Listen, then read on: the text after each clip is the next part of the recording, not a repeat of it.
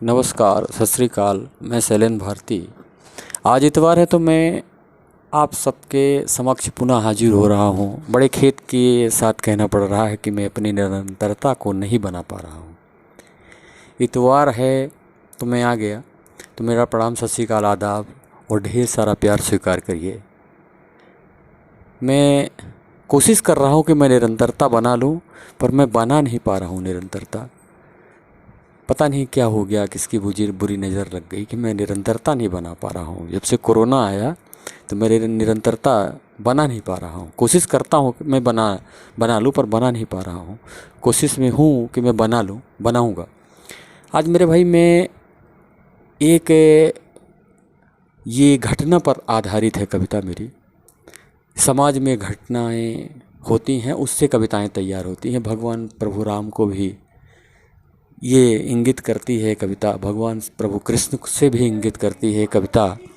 ये कविता जो है, ये प्रभु श्री राम की बनाए हुए वो सत्य के मार्ग की कविता है। प्रभु श्री कृष्ण की बनाए हुए सत्य की मार्ग की कविता है। इसमें यदि छोटा मोटा इंसान भी यदि कहीं छू लेता है और चलता है तो बड़ी दिक्कतें होती हैं, देखिएगा। पर हारिएगा नहीं, ये समस्याएं आती जाती रहती हैं।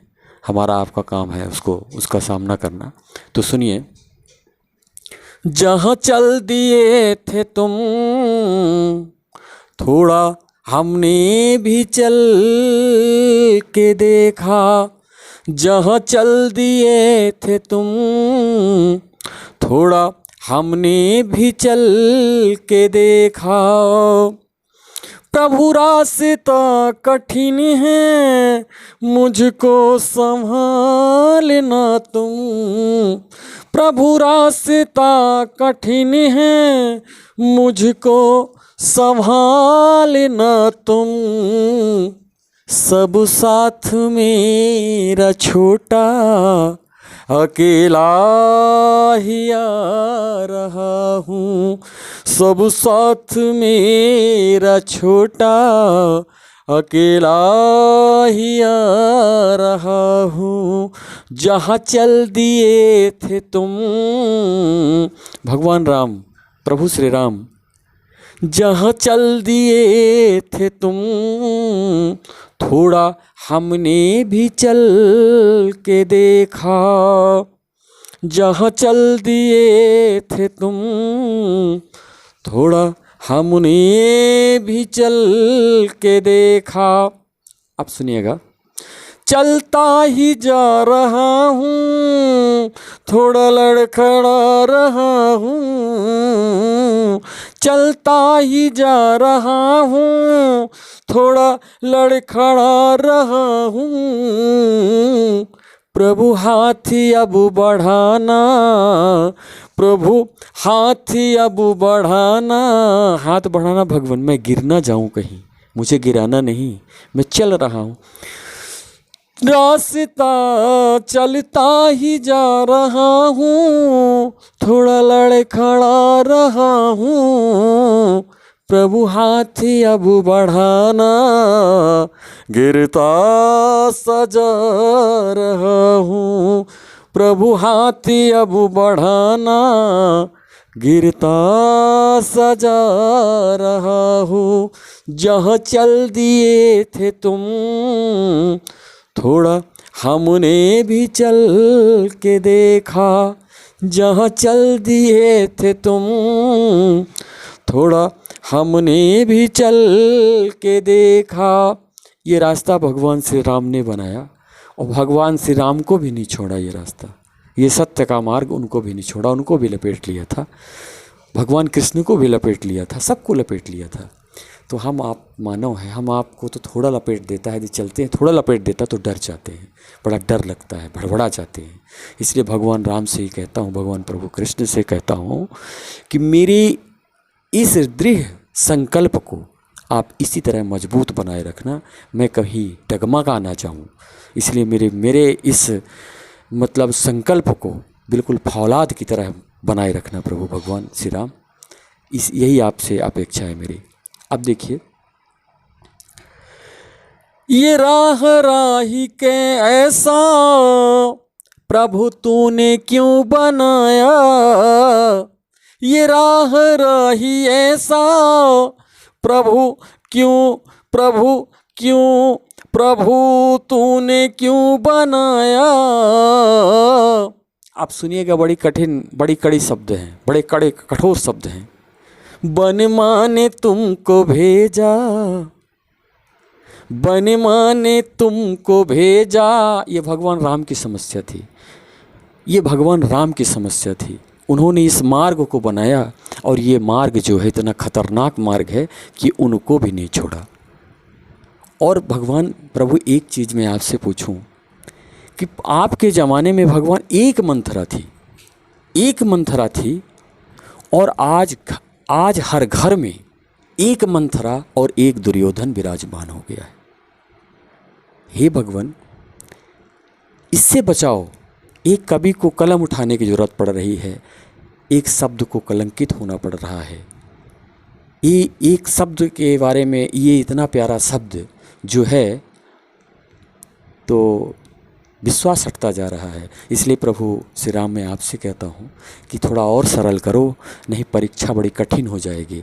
तो देखिए, ये राह राही कैसा, एक मंथरा की देन है, भगवान राम को बन जाना पड़ गया था। ये मंथरा होती है, ये हर घर में एक मंथरा कुंडली मार के बैठ गई है, और पता नहीं उस मंथरा की कुदृष्टि ऐसे लग गई है कि घर बड़ा कठिन है। ये यथार्थ सत्य कविता लिखी जा रही है, यथार्थ सत्य है। और यदि आपको इसमें कोई कमेंट्स या मैं जानता हूँ कि मैं थोड़ी कठोर लिख रहा हूँ, तो कुछ को अच्छी लगेगी, कुछ लोगों को अच्छी नहीं लगेगी, तो आकर के जांच लेना ये कविता कितनी सत्य है। देखिए, ये राह राही कैसा, ये राह राही ऐसा, प्रभु तूने क्यों बनाया, बन माने तुमको भेजा। इस रास्ते पे चलने पे भगवान राम को भी बन जाना पड़ा है। बन माने तुमको भेजा, ये भगवान राम की समस्या थी। अब मेरी समस्या सुनिए।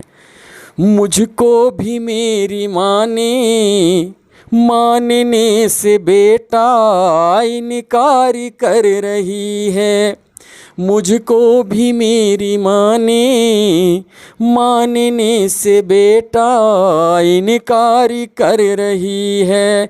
ये राह राही ऐसा, प्रभु तूने क्यों बनाया, बन माने तुमको भेजा, बन माने तुमको भेजा। मुझको भी मेरी माने, मानने से बेटा इनकार कर रही है। मुझको भी मेरी माने, मानने से बेटा इनकार कर रही है। ये है प्रभु सत्य का मार्ग। यही वही बीतता है हर व्यक्ति के साथ जो आपके साथ बीता था, वही बीतता है। आप सुनिए, अब ये कविता, ये भगवान राम ने ही तो बनाया है। ये पथ जो है उन्होंने ही खोजा है, और वो उनके लिए। भाई, तो आप तो भगवान थे, आप सह सकते हैं, पर हम लोगों से नहीं सहा जाता, जल्दी लड़खड़ा जाते हैं। इसलिए मेरे इस भाव को आप इतना मजबूत रखना कि मैं फौलाद हो जाऊं, इधर उधर हिलूं नहीं। मुझे लालच मोह इससे दूर कर देना। और देखिए, आप मेरी कविता फिर सुनिए आप। प्रभु पथ पथिक है ऐसा, तूने ही तो बनाया। प्रभु पथ पथिक है ऐसा, प्रभु तूने ही तो बनाया। प्रभु पथ पथिक है ऐसा, तूने ही तो बनाया। मैं पूछता हूँ भगवान श्री राम, आपसे क्या गलती हुई थी कि बन जाना पड़ा था? प्रभु पथ पथिक है ऐसा, तूने ही तो बनाया।